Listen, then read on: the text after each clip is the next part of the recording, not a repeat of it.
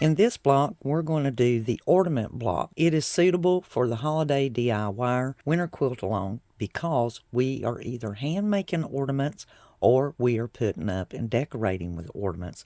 So it's perfect. I have 4 5-inch squares and I have 2 2.5-inch strips.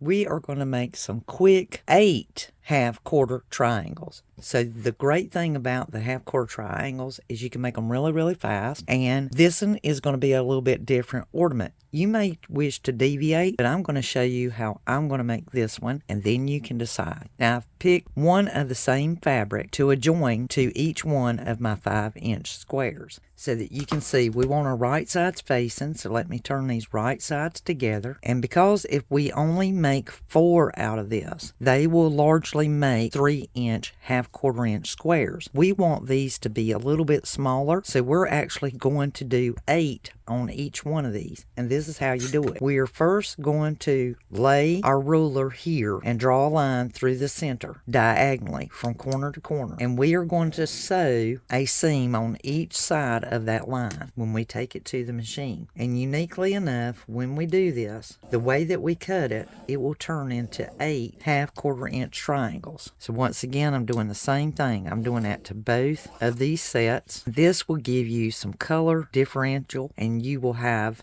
some that will have both those colors. So we're going to go to the machine and we're going to sew a 1/4 inch on each side of these lines. You can place your foot beside this line and sew that 1/4 inch seam, flip it around and come back down. You'll do the same thing on that side and the same thing to this square. Alright, so that you can see this up close, you can see my stitching pattern is 1/4 inch on each side of that line. Now the easiest way to do this is you're going to use your ruler and we're going to cut this. First cut we're going to make is right down through the center, the halfway mark of this square. Since this is 5 inches, you can use your ruler and go over 2.5 inches and you know you're in the center. We're going to cut it first this direction. Now we're going to turn it and we're going to cut it right down the center. The next cut we're going to do is diagonal as we drew our lines right through the intersections there. And then we're going to do the same thing this direction on the diagonal. And this is going to create for us 8 half-quarter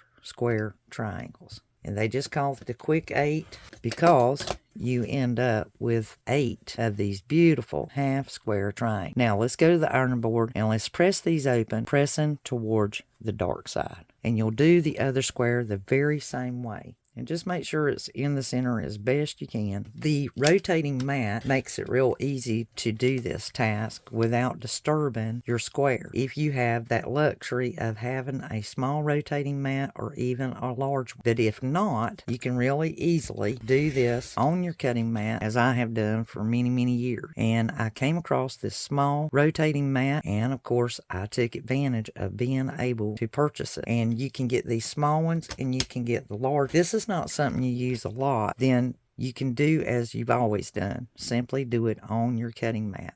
So now we have all of our triangles ironed open and they are just beautiful. And you can see all these contrasting colors. You got the silver and gold going in these particular fabric. Now here's the trick. You can use these just as they are. The other thing is this tool right here is a half square 4-in-1 triangle ruler. And this, I can put you an affiliate link down below so that you can find this and locate it. I want to show this ruler off to you because what's neat is this is a 4-in-1 tool, and that way you can read it really well and see it really good. And it has all of your half measurements. It has your whole measurements and your half measurements in this same ruler. It also has the line that we drew. You can actually use this little slit here, lay it on the center of your square, and you can draw the line in there. There are more than one way to use this particular triangle. So for this, you generally want to square your triangles up when they're closed, but with this ruler, you can do them open or closed. And I will show you right here. It has the line. So you could do it while it's closed, or you can do it while it's open. That's what's unique about this particular squaring up triangle, is that you have the potential to do it both ways. Now when you square up, this is the thing you got to keep in mind. If I measure this square just like it is. And discounting the dog ears, I am showing that that is a 1 and almost 2 inch square, but it's actually 1.5 inches. If you see the reading here, it's about 1.5 inches, and it's actually over that mark. So you can decide if you want to take that difference off or not. So if you're squaring these up to 1.5 inches, then you can actually do that open or closed, and it's quite easy to follow. If I do this in the closed position, what I'm looking for when I put it on my square up ruler is we have our seam line, and we can see our threads through this. If we put that on the 1.5 inch seam line, you can see these little dots, little dashes. There's the actual sew line. You can see the overage on these little squares, and that is what you would be cutting. You always put the seam line on the line indicating the size that you are after. So we're after the 1.5 inches, and we would line that up, and we would cut off anything over that mark, which is what I'm going to do to square up each one of these squares. Now, I'm not going to do all of them on camera, but to give you the idea so that you see, I'm lining that ruler up. Anything that's over that point, once I put that dash onto that seam line, is what I would be cutting off. So I'm going to make sure that my triangle is good and under that mark, that my seam line is lined up before I cut it at all. This also has the grips on it, so it does not slide around on. And that rotating mat that I had, that is the most excellent thing to use in squaring up this many small little squares. So now that square is squared up and been trimmed off. I will cut the dog ears off of it, and right there again with it open, you can see that it is at the 1.5 mark on the ruler. And now that triangle is completely squared up to 1.5 inches. And you can trim those little dog ears off. I do, because it just makes it easier. I can see which one I have done, and I can move on to all of them really quick. So now we have our quick 8s all squared up, and our dog ears are removed. We need 2 rows of these. For example, Ben. You can lay them out any direction you want to go. You have to determine that. And we need 2 rows that are 4 across. And like I said, you can play with these and shape them and design them to go any direction you want, because this is your ornament. You may want to do every other. You may want some kind of pattern running to make them really neat looking, and change it up and use some of one block and some of another, and come up with all kinds of different patterns and decisions that you may want to see in your unique ornament that you build. And you can kind of lay them out and see which way you want to go. So the idea here is you can deviate and make different designs and get different flows going with it. You may want to turn them all so that they are making some kind of shape or some kind of running with them, and that is what makes this really unique. The idea is to have 4 across, 2 rows of them, and you can play with those and tinker with them and decide which kind of shape you want before you put them together. The other 4 that you have left over of each of your squares, making a total of 8, this can give you options. You may decide that you want to make 2 ornament blocks versus just 1. The great thing about half-quarter square triangles is you can make all kinds of designs, and they become more and more beautiful and sophisticated with each time you lay them out. And you'll just find yourself putting these little things together into puzzles and really playing with them. And I think that I like the way that right there looks. It has a up-down kind of a pattern going with the triangle per se in the center, and then the stripes going off to the side. So what I'll do is I'll go to the machine, and I want to sew these together. And yes, you'll have to do them one at a time, but what you can do is, if you take your, say, cutting ruler and lie them out just as you have them mapped here on the mat, and then transport them over to your machine, that way they stay in order and you don't get mixed up. And this just makes a really neat, easy carrying tray so that we keep everything in order. So I'm going to sew mine together, and I'll return. One tip that I wanted to share with you: when you press your blocks open. If the top ones, iron those to the left, and the ones on the bottom, iron to the right. When you connect these, and then you go to sew this and this together, the seams will nest together. I'll show you. When you have them pressed that way, now I have all four sewn together, and they are flowing to the left, the top. The ones on the bottom, I have them pressed going to the right. This will keep any kind of fabric pile going on, and it actually will keep this from shifting whenever you go to put these two together without any kind of issue, because all these seams will just nest together just right. They'll just, all your blocks are squared up and they are pressed and equal in space. And so now I can go to the machine and sew those together, and they are just nested just perfectly. So here we are. We have all 8 of them sewn together. And as you can see, these seams are just as flat as a flitter. And by pressing them that way, you don't have all this fabric piling, and it makes it really easy to quilt them and put together your block a breeze. So sometimes pressing your fabrics the right direction is essential to the outcome of a really nice size block and everything really looking good. Now by laying this on my mat, take my ruler and I can lay it there and measure it. So we have a 6 1/4 on this. So we need to cut our fabric on the sides here to make this a little bit longer before we add our top. And I think that will give it a nicer finish, seem more prominent. So I'm going to take this color fabric and I'm going to place it on each side of this particular block to make this in a little bit longer. So our blocks added together are 3 1/2 inch. Cut 2 pieces that are 2 inches by 3 1/2 inches long to go on each side. I'm just going to add mine on and then trim off the difference. So we want to lay these right sides together and sew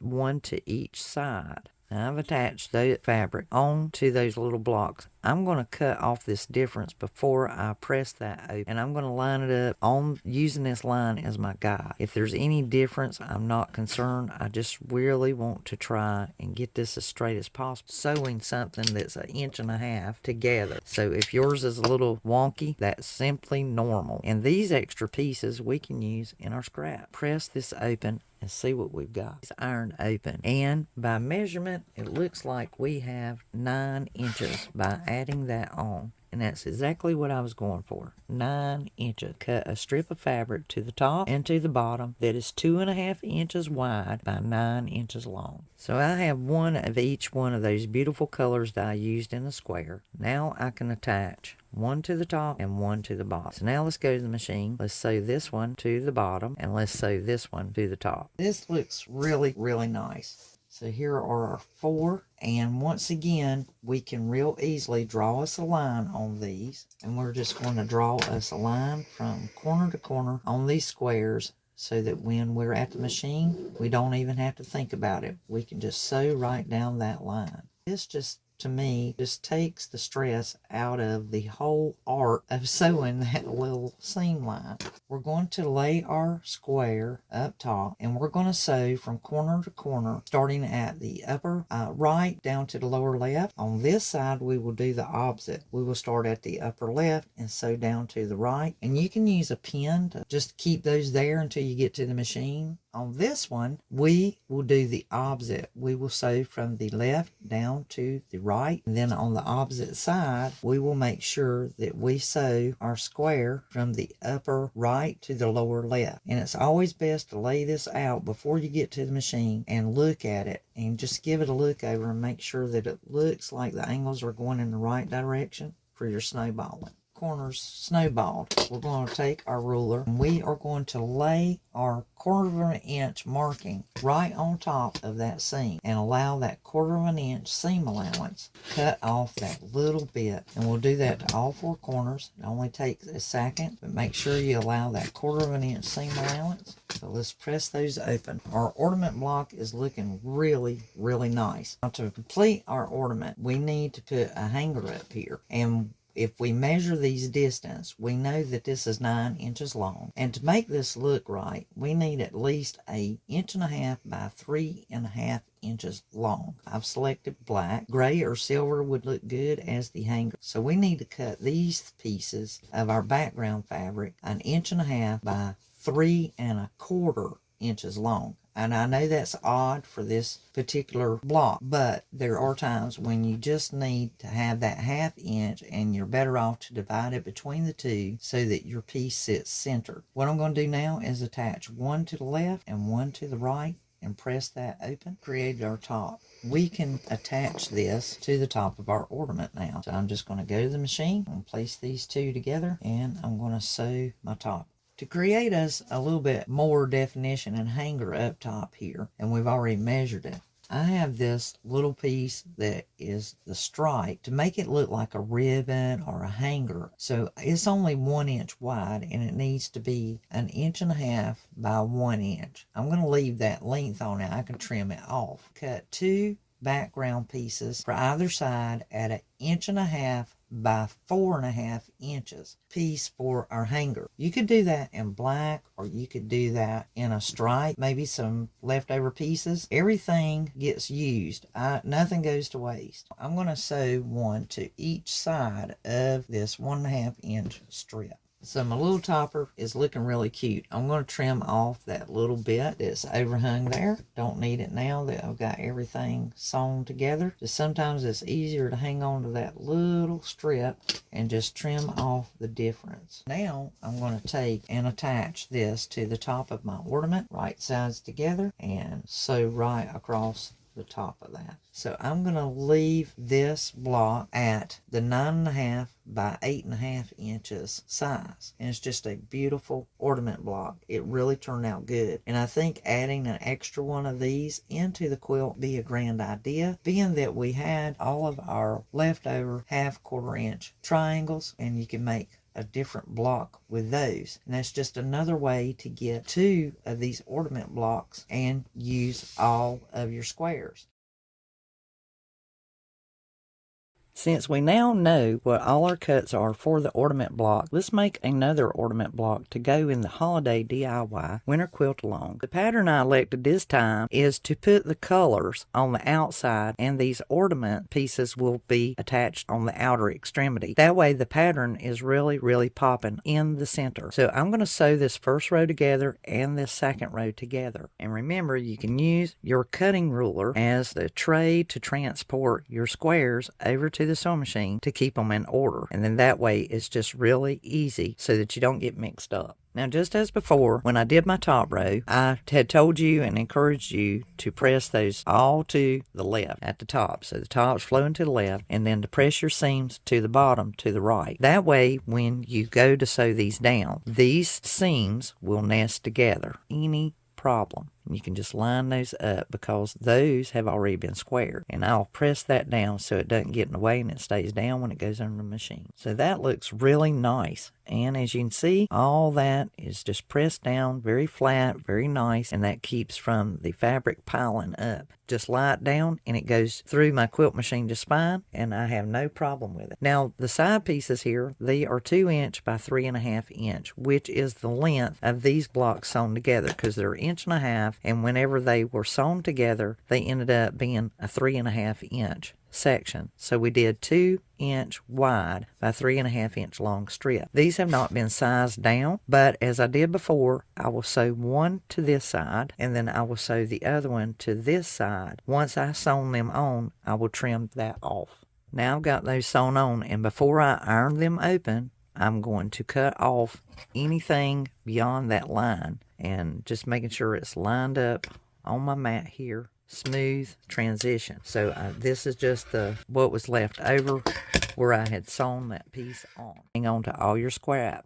That looks fantastic. So here is another thing that I wanted to point out. If you notice, my ornaments on this particular fabric are flowing downward. So you want to pay attention to that. Now these in the square is going to give it some definition and some contrast because of that flowing, but it's not enough to even be notable. I am noticing it because it's small in this production and I can show really easily, but it doesn't take away from the form or anything. But on these, this would show up very loudly and proudly if it was not laid out correctly. So pay attention to the flow of your pattern on your fabric. On the small 1/2 quarter triangles, they're only 1.5 inches, and once sewn together, there's not a whole lot. We really want these colors to flow. That's just something to also be aware of whenever you're making your ornament. This one is, of course, these stripes, and they're very bright, and if you stare at them too long, they'll mess with your eye. And as you see, there's just a little bit of difference hanging over, and that's no problem. This ornament may actually end up being smaller than the first one, and there again, we have that opportunity to square up. So what I do is when this is going on, and I know these are the exact cuts and measurements of the previous one, I'm going to use this as my ruling length, which is 9 inches. And then that way, this one can stand any kind of trim off. But before I trim it, I will use that squaring it up at the end once I put everything together. So unless it's confusing for me, I'll leave it as it is until I get to that final step. Now I'm just going to eyeball this and center it. I can sew that top down across there, bearing in mind that I'm centering this based on this little bit of overage I've got on the sides, and I'm going to do this one the same way. So now I'm going to sew top and the bottom on. Sewn those pieces on, and I do know that they are 9 inches, so I'm going to use this as my barrier because the same down here, and I have that little bit of overhang, and I just want to make sure that my striped fabric is staying in that 9-inch mark, and I am going to pull this down so that this line and this line is straight. And now I can find my balancing part, and I'm just going to take off that little bit of edge that's lying over here from that previous fabric, and then the same over here. I can actually use my striped fabric as my guide, and then that way I have all of that taken off, because we'll square it up again. Snowballed our squares into the corners. These are our 1.5-inch squares, and I am able to lie them there, and we are going to draw a line on them because when I get to the sewing machine, I do not even have to think about it. My brain does not have to calculate. It can actually just sew down the line, and when I lay them on the ornament, it helps me to be able to see which way they need to flow. You could basically draw a line on each one of them and then place them on the fabric if that's easier. Whatever your brain can do, and if you become vertically challenged, this is an easy way to do it so that you can see it and you don't even have to think about it. You can actually go, oh yes, that goes that way, and this one will go this way. And if it blends in with that fabric, it might mess you up too with these having stripes, but I'm focusing on the white fabric. I have those, and I can go to the machine and snowball them, and that just keeps me in the straight, just keeps my brain thinking in the right direction. And I'll just put a pin there just long enough to hold it until I can get to the machine. We're going to use our 1/4-inch mark, and we're going to lay that actually on the seam line so that we ensure that we allow that 1/4-inch seam allowance. When we iron our corners back, press in our nice little squares into place. Now it is really starting to take. Our top here is that a 3.5-inch by 1.5 inches was the perfect fit for the center, but we needed our side pieces, so we had to cut those at 3.5 as well, and 1.5 inches tall for both sides. So I already have those cut, and of course I'll go to the machine, I'll sew one on one side, and then I'll have to move that out of the way and sew the other one to the other side. Topper is now 9 inches, and I'm just going to attach it to the very top of the ornament, just sew that across. And I meant to also say this. As you know, these are our center squares. And if you're worried about centering that piece, let's say yours might be a little extra long and you need to trim it off or something, just consider the lines here is being lined up in the center area to those two squares, right? And you can just kind of, even if you slide it up slightly with your hands and then flip it over, it's pretty much going to be in the center. But that's just a way that you can kind of use the lines of barrier that you already have as your center, and then you have it in the middle. That way, if it's a little over on one side, it might make you think that, and then by the time you sew it on, it should be equal. And this ornament is coming together really, really fast. Now remember, you do have this little sway going, but it doesn't affect your sew line at all. Just keep it straight as you possibly can because of those small pieces. So the next smaller piece that's the challenge is 1 inch by 1.5 inch strip. And on each side of it, we need to sew a 1.5 inch by 4.5 inch background piece. So I'll attach these to the little 1 inch piece attached to the slimmer pieces, I just take my ruler and trim it off. Like I said, sometimes that little scrap piece of fabric can be helpful to leave it a little bit long whenever you go to put it on there, just so you don't have any trouble with it. Some machines will eat that little tiny piece, and having a little length on it when it goes in the machine helps versus hurt. Trim that off. Now I can attach the little hanger to the top here. So I'll put those right sides together and sew that strip on. And here we have our ornament block. It is just gorgeous. Even with the stripes, and the pattern is enough to keep it from bothering the eyes and making your eyes twitch back and forth. And now I'm just going to see if this needs squaring up any. Our block is looking to be 9 inches long, which is perfect. It is 9 1/8 tall. What I can do is reduce this and make it the same size as my other block. We have our 9 by 8.5 inch ornament block. And that looks much nicer when you actually take some of that width off of this block. It actually enhances it and complements it, makes it look better. It doesn't look so oblong and stretched. It looks more square and boxed like a true ornament.